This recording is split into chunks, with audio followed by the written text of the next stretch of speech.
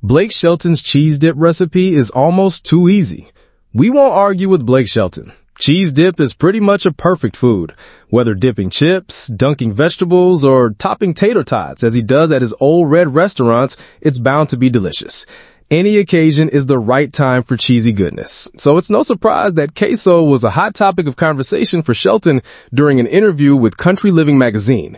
When asked about his favorite meals and food trade secrets, the former voice coach revealed some genius intel about leveling up his favorite snacks and drinks. For instance, he planned to transform his go-to cocktail, Smithworks vodka, Sprite Zero, and ice, into a slushie using a margarita machine. But there's one thing he craves the most after being on the road, and that's homemade queso. How does Blake Shelton make his cheese dip? It's the first thing Shelton makes when he comes home after a long tour, and he revealed the super simple recipe. Homemade cheese dip. I use some Velveeta, chopped up jalapenos, some sauteed onions, mix it up, and start dipping. It's no surprise the 48-year-old has some quick and clever recipes up his sleeve. With 6 Old Red restaurants to run, a new single called Texas released last fall, and a cross-country 2025 tour underway, Shelton is busy.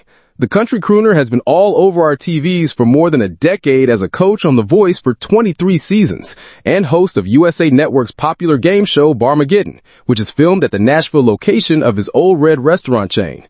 But somehow the Oklahoma native always makes time for food.